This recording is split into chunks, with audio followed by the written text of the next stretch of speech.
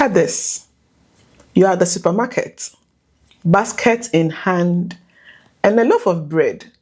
Bread costs around £2. Your energy bills land and it's £300 for the month. You check your bank account and after rent, you've got £50 left to survive. Sound familiar?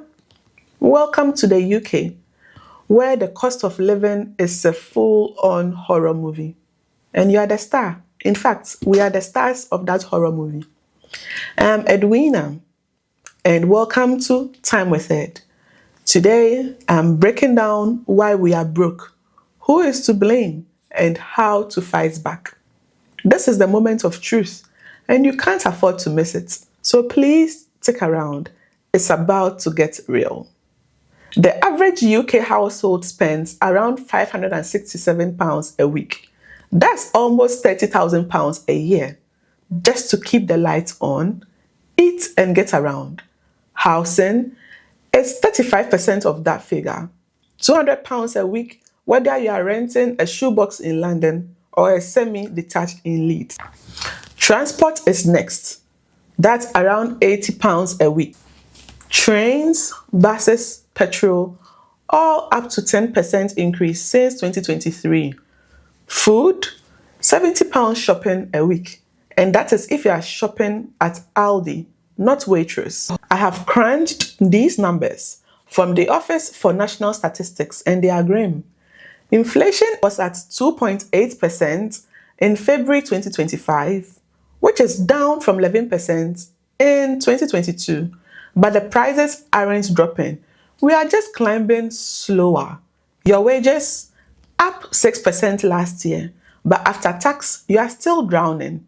This isn't a crisis, it's a heist. The villains, who is screwing you over? So, who is the bad guy? Spoiler, it's not just you failing at budgeting. First up, let's get this fact. The bills are a lot, and there are so many reasons why. The government has jacked up council tax, which is around £2,100 a year for a Band D house, which is up 5% from 2024. Then there's the energy firms.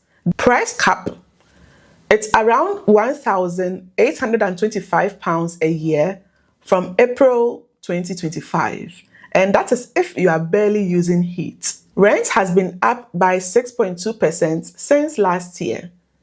For instance, you need £1,200 a month for rent in Manchester and £2,100 a month for rent in London. These are legal, but they are brutal. There are so many causes about the high cost of living. There's Brexit, there's Ukraine, there's COVID. These are all valid reasons, but it's tough for people out there still. Let's talk about the victims, who are real people going through real pain.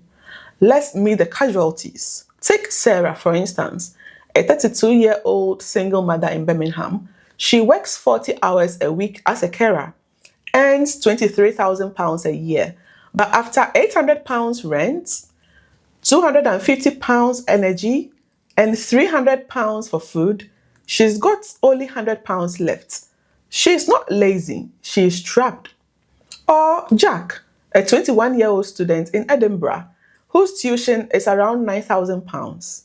His rent is around £600, and he's living on beans because a part-time job pays about £10 per hour. Then there's Anne, a graduate, who is now interning. She is drowning in £50,000 of student debt, while London rent laughs at her. She has to spend £1,500 as her monthly stipend. Let's talk about the poorest 10%. They are spending 14% of their income on food alone, according to the Resolution Foundation. This isn't living, it's surviving. Let's talk about the history. How did we get here? Rewind to 2021. Inflation was 2%, life was affordable. Then, boom, COVID wrecked supply chains. Russia invaded Ukraine. Gas prices tripled. Brexit added red tape, so food imports cost more. 50% of our Grab comes from abroad. By 2022, inflation hit 11.1%, which was a 40-year high. Energy bills doubled. The government threw £66 monthly rebates at us in 2023, but that is gone. Wages lagged. Real incomes dropped to about 2.3% since 2021, per The Guardian. I've studied the policies. Tax cuts flopped, interest rates spiked, mortgages, and so much more. And here we are in 2025, still paying the price. What's the reality check? What it costs to live in 2025? Let's break it down. For instance, if you're in London, you need about £35,000 a year to live decently. I'm talking about £2,100 for rent, £300 for bills, £400 for food and transport. Outside the capital, say Hull, you need about £20,000.